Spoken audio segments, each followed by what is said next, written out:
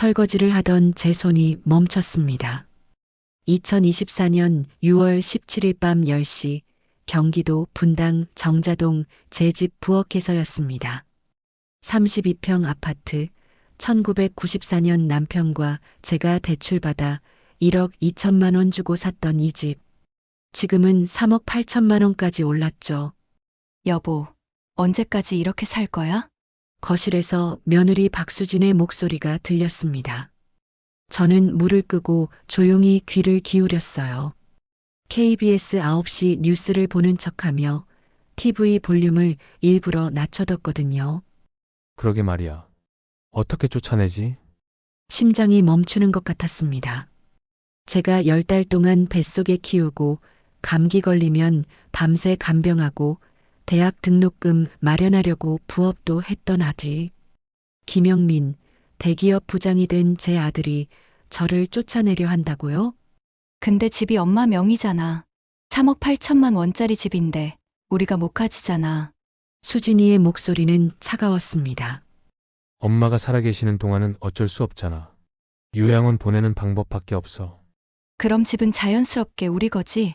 당연하지. 엄마가 요양원 가시면 집은 자연스럽게 우리가 관리하는 거야. 저는 부엌 바닥에 주저앉았습니다. 찬 타일 바닥의 냉기가 무릎을 타고 올라왔어요. 손이 부들부들 떨렸습니다. 30년입니다. 30년 동안 정성껏 가꿔온 이 집. 남편과 함께 아들을 키우고 웃고 울었던 이 공간을 그 아들이 탐내고 있었어요.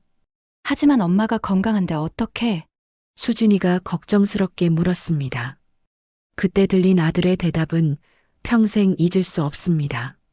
엄마가 치매 있는 것처럼 연기하면 돼. 그럼 요양원 보내기 쉬워. 저는 입을 막았습니다. 비명이 나올 것 같았거든요. 정말 그게 가능해? 가능하지. 의사들이 가족 증언을 제일 많이 참고한다니까. 우리가 일관성 있게 말하면 절대 의심 안 해. 얼마나 치밀한 계획인지, 얼마나 오래 준비한 건지. 저는 조용히 일어나 안방으로 걸어갔습니다. 35년 교육청 공무원 생활로 단련된 침착함으로 감정을 억눌렀어요. 이불을 뒤집어 쓰고 목을 눌러 소리 없이 울었습니다. 하지만 동시에 저는 생각하고 있었습니다. 어떻게 대응할 것인가. 72세라고 당하고만 있을 순 없었습니다. 저도 35년간 조직 생활을 하며 온갖 일을 겪어본 사람이에요. 문서 작성, 증거 수집, 법적 절차, 모두 익숙한 업무였죠.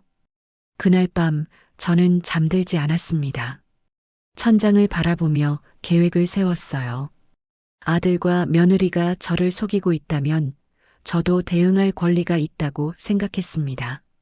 다음 날 아침 평소처럼 일어나서 밥상을 차렸습니다. 김치찌개, 계란말이, 시금치나물. 아들이 좋아하는 반찬들이었죠. 엄마 잘 주무셨어요. 영민이가 웃으며 물었습니다. 어젯밤 그 끔찍한 대화를 나눈 사람 같지 않게 다정한 아들의 얼굴이었어요. 응, 잘 잤다. 저도 웃으며 답했습니다. 하지만 속으로는 다짐했죠. 두고 봐라. 엄마가 만만한 줄 아느냐. 그날부터 저의 조용한 전쟁이 시작됐습니다. 다음 날부터 아들 부부의 작전이 본격적으로 시작됐습니다. 엄마, 오늘이 몇 월 며칠인지 아세요? 아침 식사 후 영민이가 자연스럽게 물었습니다. 6월 18일 수요일이잖아. 저는 정확히 답했어요.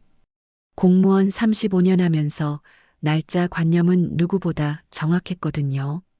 30분 후 거실에서 TV를 보고 있는데 또 물었습니다. 엄마, 오늘 점심에 뭐 드셨어요? 아까도 말했잖아. 김치찌개에 계란말이 먹었다고. 제 목소리가 약간 날카로워졌습니다. 당연히 짜증이 나죠. 같은 질문을 30분 만에 또 하니까요. 그러자 영민이와 수진이가 서로 눈빛을 교환했습니다. 봐, 계획대로 화내지. 그 눈빛을 제가 놓칠 리 없었습니다. 또 30분 후 이번엔 수진이가 물었어요. 어머니, 오늘이 며칠이죠? 아까도 물어봤잖아. 18일이라니까. 저는 일부러 더 크게 소리쳤습니다. 제가 정말 화났다는 걸 보여주기 위해서요. 두 사람은 만족스러운 표정을 지었습니다. 마치 완벽해, 익어야 하는 것처럼요. 저녁에 안방에 들어온 저는 중요한 결정을 했습니다. 증거를 남기기로요. 하지만 72세 노인이 무슨 증거를 어떻게 수집하나요? 저는 핸드폰도 겨우 전화 받을 줄 아는 수준이었어요. 그래서 유튜브를 켰습니다. 손녀가 가르쳐 준 대로 검색창에 핸드폰 녹음 방법이라고 천천히 입력했어요. 30분 동안 영상을 보고 따라하고 실수하고 다시 해보고 마침내 성공했습니다. 이제 됐다. 그날 밤 기회가 왔습니다. 여보, 병원 예약했어? 영민이가 수진이와 통화하는 소리가 들렸어요. 저는 재빨리 핸드폰 녹음 버튼을 눌렀습니다. 응. 다음 주 화요일 오후 2시 분당 서울대병원 정신건강의학과야. 심장이 쿵 떨어졌지만 손은 떨리지 않았습니다. 녹음 중이니까요. 준비는 다 됐어? 응. 지난 3일 동안 엄마 행동 다 기록해뒀어. 의사한테 보여줄 거야. 뭐라고 적었는데? 같은 질문에 계속 화를 내신다. 방금 한 말을 기억하지 못하신다. 날짜 개념이 없으시다. 성격이 예민해지셨다. 이런 식으로 적었어. 모든 게 거짓말이었습니다. 제가 화낸 이유는 같은 질문을 계속해서였는데 그걸 치매 증상인 것처럼 왜곡해서 기록해놨더라고요. 의사가 정말 속을까? 의사들이 뭘 알겠어? 가족이 이렇게 상세하게 증언하는데 의심할 리 없어. 게다가 나이도 72세잖아. 통계적으로 봐도 충분히 가능한 나이야. 녹음은 완벽하게 되고 있었습니다. 며칠 후 더 충격적인 사실을 알게 됐습니다. 수진이가 친정어머니 박순애와 통화하는 걸 우연히 들었거든요. 엄마, 정말 이래도 괜찮을까? 무슨 소리야? 3억 8천만 원짜리 집 앞에서 무슨 양심이야? 그 돈이면 너희가 얼마나 여유롭게 살 수 있는데. 친정어머니였습니다. 이 모든 계획의 진짜 주동자는요. 빨리 처리해야지. 언제까지 시어머니 눈치 보고 살 거야? 너희도 이제 40이 다 되어가는데. 엄마가 계속 부추겨서 그래. 처음엔 그럴 생각 전혀 없었는데. 내가 언제 부추겼어? 현실을 말해준 거지. 시어머니가 언제까지 살지도 모르는데. 그때까지 계속 눈치 보고 살 거야. 정말 소름이 돋았습니다. 그리고 더 치밀한 계획도 들었어요. 요양원도 미리 알아봐야 해. 병원에서 진단받자마자 바로 보낼 수 있게 준비해둬야지. 월 200만 원에서 250만 원 정도 한대. 시어머니 연금으로 충분하지. 거의 맞네요. 그럼 우리가 부담할 건 없겠네요. 그럼 당연하지. 엄마 돈으로 엄마가 들어가시는 거야. 우리는 집만 관리하면 돼. 저는 모든 대화를 녹음했습니다. 일주일 동안 수집한 증거 파일은 총 7개. 완벽한 증거였습니다. 일주일 후 부산에서 전화가 왔습니다. 엄마, 안녕하세요. 잘 지내세요. 딸 은정이었습니다. 저는 정말 반가웠어요. 평소에 저랑 사이가 정말 좋았거든요. 응, 잘 있다. 은정이는 어떻고? 예진이는? 다들 잘 있어요. 예진이가 엄마 안부 물어봤어요. 할머니 언제 뵐 거냐고. 손녀 얘기에 제 마음이 따뜻해졌습니다. 엄마, 제가 이번 주말에 올라갈게요. 오랜만에 얼굴 좀 보고 싶어서요. 그래 와라. 은정이 좋아하는 갈비찜 해줄게. 통화를 끊고 나서 저는 기분이 좋아졌어요. 역시 은정이는 다르구나. 딸이라도 제 편이 되어주면 얼마나 든든할까. 하지만 제 기대는 30분 만에 산산이 부서졌습니다. 영민이가 은정이에게 전화하는 걸 들었거든요. 누나, 이번 주말에 올라온다고 하셨죠? 응. 왜? 무슨 일 있어? 누나, 엄마 얘기 좀 해야 할 것 같아요. 엄마가 요즘 좀 이상해요. 무슨 얘기? 깜빡깜빡 하시고 같은 말을 계속 반복하시고. 거짓말이었습니다. 완전한 거짓말. 정말 그 정도로 심해? 네, 치매 초기 증상 같아요. 병원에서 검사 받아보려고 하는데 엄마가 병원 가기 싫어하세요. 그럼 당연히 빨리 병원 가봐야지. 치매는 조기 진단이 정말 중요하다던데 딸도 속고 있었습니다. 아니, 속는 걸로 모자라.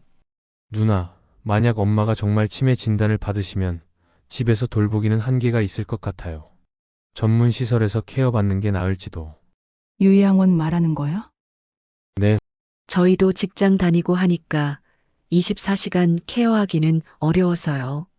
그리고 은정이의 대답이 정말 충격이었습니다. 그것도 좋은 방법이네. 요즘 요양원들 시설도 좋다던데. 가슴이 무너졌습니다. 요양원비는 어떻게 할 거야? 엄마 연금으로 충분할 것 같아요. 월 200만 원 나오시니까. 그럼 다행이네. 너희가 경제적으로 부담될 필요는 없고, 그리고 이어진 말에 저는 완전히 절망했습니다. 그럼 집은 어떻게 할 거야? 나중에 상속 문제는 어떻게 할 거야? 엄마가 유언장 같은 거 써놓으신 게 있어? 딸도 재산을 궁금해하고 있었던 겁니다. 저를 걱정하는 게 아니라 상속을 계산하고 있었어요. 아직 그런 건 없는 것 같아요. 나중에 상의해서 정해야죠. 그래. 일단 엄마 건강이 우선이니까. 이번 주말에 가서 엄마 상태 직접 보고 판단할게. 고맙습니다, 누나. 누나가 오시면 정말 힘이 될 것 같아요. 통화가 끝나고 저는 정말 절망적이었습니다. 평생 잘해줬던 딸마저 결혼할 때 예단, 혼수 다 챙겨주고 손녀 낳았을 때 100일, 돌잔치 비용 다 대주고 아플 때마다 부산까지 내려가서 간병해줬던 그 딸이요. 결국은 재산 때문이었던 거예요. 그날 밤 저는 완전히 혼자라는 걸 깨달았습니다. 아들도 며느리도 딸도 모두 저를 버렸어요. 아니, 애초에 가족이 아니었던 건지도 모르겠습니다. 그저 재산을 노리는 이해관계자들이었던 거죠. 하지만 저는 무너지지 않았습니다. 오히려 더 단단해졌어요. 좋아. 그렇다면 나도 각오를 해야겠구나. 72세 노인이지만 저도 35년 공무원 생활한 사람입니다. 문서 작성, 법률 검토, 부동산 거래 다 할 수 있어요. 그날 밤부터 저는 본격적인 계획을 세우기 시작했습니다.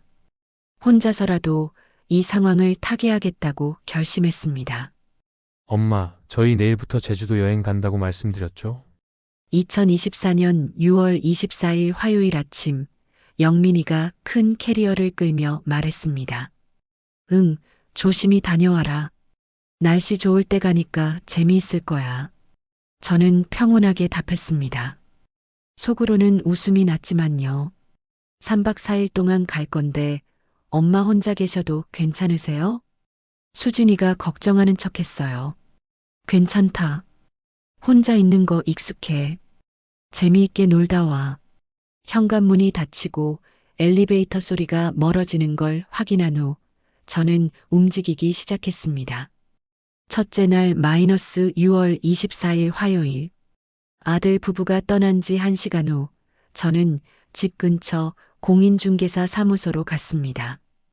어머님, 어떻게 도와드릴까요? 집을 팔고 싶어요. 빨리 팔리면 좋겠어요. 어머님, 갑자기 왜 집을 파시려고요? 사정이 있어서요. 빨리 팔고 다른 곳으로 이사하고 싶어요. 시세가 3억 8천만 원 정도 될 것 같은데 금매로 나가시면 3억 5천만 원 정도에도 거래 가능할 것 같습니다.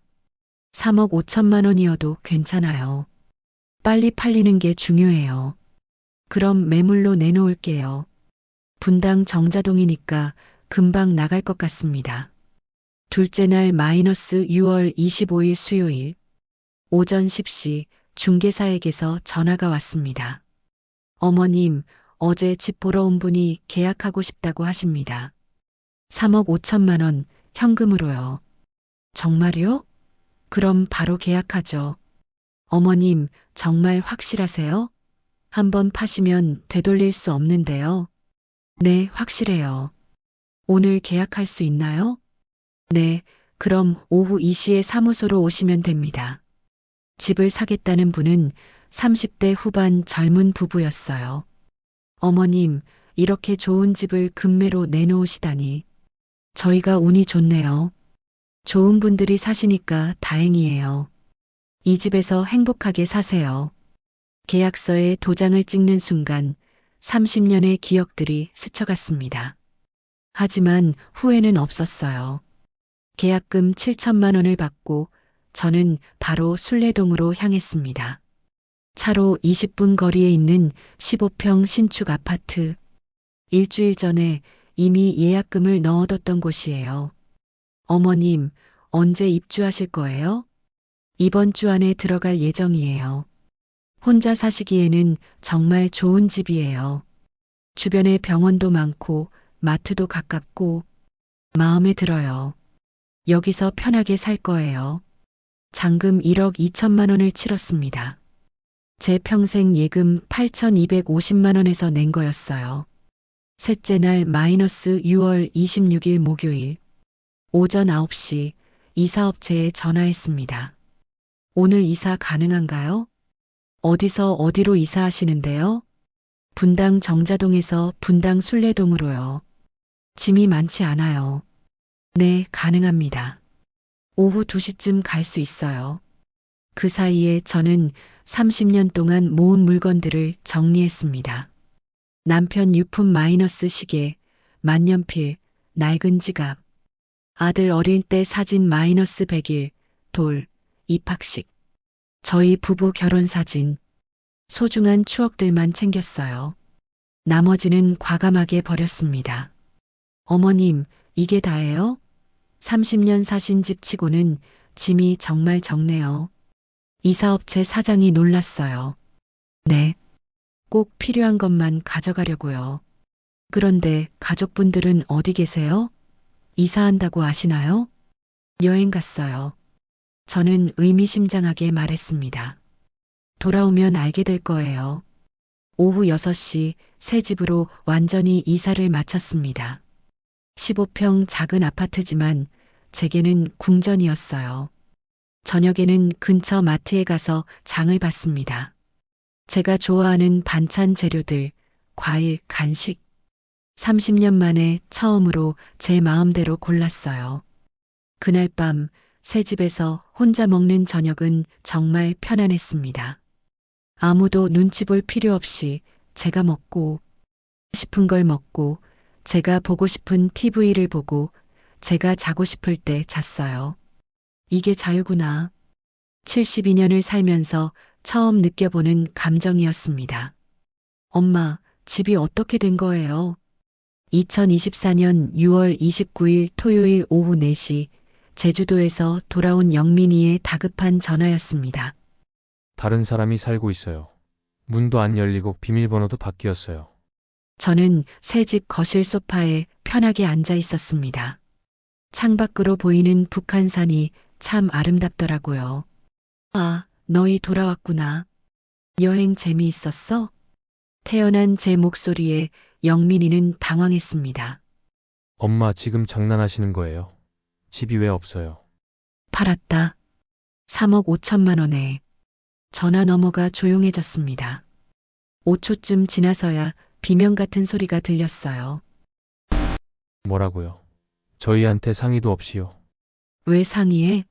내 집인데 내가 마음대로 팔면 안 돼? 그럼 저희는 어디서 살아요? 엄마는 어디 계신 거예요? 너희는 알아서 해. 나는 내가 살 곳 마련했어. 며느리가 전화를 뺏었습니다. 어머니, 정말 이럴 거예요?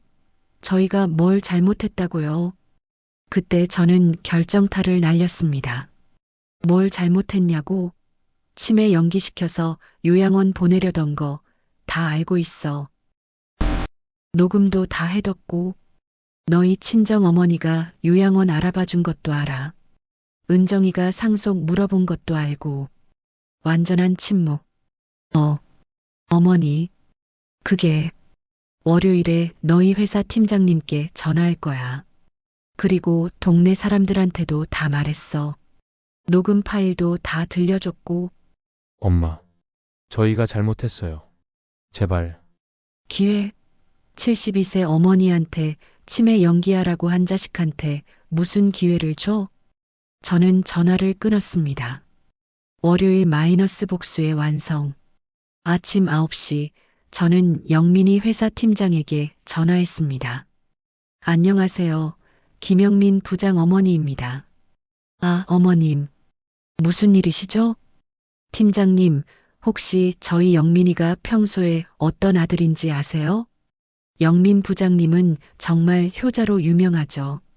항상 어머님 얘기를 하고 같이 살면서 모시고 있다고. 그렇게 생각하시는군요. 그런데 사실은요. 저는 모든 진실을 말했습니다. 그리고 녹음 파일도 이메일로 보내드렸어요. 믿기 어렵네요. 정말 충격적입니다. 저도 충격이었습니다. 제가 키운 아들이 저를 이렇게 대하다니.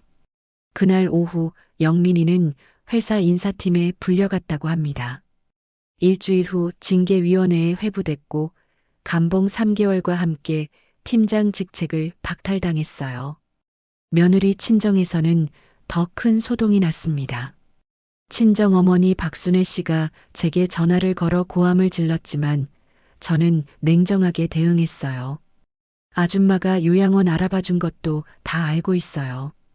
그리고 저를 처리하라고 한 것도요. 그건 이런 식으로 시어머니를 대하는 게 요즘 문화인가 봐요. 참 놀랍네요. 친정어머니는 할 말을 잃었습니다. 3개월 후 마이너스 2024년 9월. 지금 저는 15평세 아파트에서 혼자 삽니다. 집 잔금 받은 돈 2억 3천만 원과 원래 예금 8,250만 원을 합쳐 총 3억 1,250만 원을 정기예금에 넣었어요. 금리 5%로 매월 이자가 약 130만 원 나옵니다. 여기에 연금 200만 원을 합치면 월 330만 원 수입이에요. 혼자 살기에 충분하죠. 매일 아침 6시에 일어나 공원을 산책합니다. 옆집 박할머니와 함께 걸으면서 이런저런 이야기를 나눠요. 영숙 씨, 정말 잘하셨어요. 그런 자식들한테 집 줬으면 평생 후회했을 거예요. 맞아요. 이제야 진짜 제 인생을 사는 것 같아요. 건강도 많이 좋아졌습니다. 스트레스가 없어지니 혈압이 120에 80으로 정상이 됐고 잠도 잘 오고 식욕도 좋아졌어요. 3개월 만에 OK주의나 쪘는데 의사 선생님은 건강하게 찐 거라 괜찮다고 하시더라고요. 오후에는 복지관 프로그램에 참여합니다. 서예반, 노래교실, 스마트폰 활용 교실. 배우고 싶었던 것들을 마음껏 배우고 있어요. 영민이에게서 간혹 전화가 옵니다. 엄마, 정말 죄송해요. 제가 정신이 나갔었어요. 저는 받지 않습니다. 문자로만 답해요. 용서는 했다. 하지만 다시 보고 싶지는 않다. 각자의 인생을 살자. 은정이도 몇 번 찾아왔지만 문을 열어주지 않았습니다. 엄마, 제가 정말 잘못했어요. 재산 같은 거 바라지 않아요. 그냥 엄마가 보고 싶어요. 하지만 저는 단호했습니다. 은정아, 엄마는 이제 혼자 사는 게 편해. 내 인생 잘 살고 예진이 잘 키워라. 배신은 아팠지만 자유는 달콤합니다. 오늘도 저는 옥상 정원에서 햇살을 쬐며 생각합니다. 72년을 살면서 처음으로 진짜 내 인생을 사는 것 같다. 가족을 잃은 빈자리는 있습니다. 손주를 볼 수 없는 것도 아쉽습니다. 하지만 존엄을 지킨 이 선택에 후회는 없습니다. 어제 새로 사귄 친구들과 함께 남한산성 등산을 다녀왔어요. 72세에도 산을 오를 수 있다는 게 신기했습니다. 내일은 복지관에서 바리스타 자격증 수업이 시작됩니다. 커피 내리는 법을 배워서 손님들 오면 맛있는 커피 대접하고 싶어요. 다음 주에는 옆집 박할머니, 위층 김할머니와 함께 2박 3일 강원도 여행을 갑니다. 속초 바다를 보러 가는 거예요. 이게 제가 꿈꿔왔던 노후입니다. 아들 눈치 보지 않고 며느리 비위 맞추지 않고 그냥 제가 하고 싶은 대로 사는 살. 72세 늦지 않았습니다. 새로운 시작을 할 수 있습니다. 그리고 저처럼 힘든 상황에 있는 모든 시니어분들께 말씀드리고 싶어요. 당신의 재산은 당신 것입니다. 당신의 인생도 당신 것입니다. 72세도 80세도 늦지 않았습니다. 용기를 내세요. 이 이야기는 한 여성의 용기 있는 선택을 담았습니다. 가족이라는 이름으로 정당화되는 착취에 맞서 72세의 나이에도 자신의 존엄을 지킨 이야기입니다. 복수는 달콤했지만 가족을 잃은 빈자리는 남았습니다. 하지만 김영숙은 후회하지 않습니다. 왜냐하면 그녀는 알기 때문입니다. 진짜 가족은 혈연이 아니라 존중에서 시작된다는 것을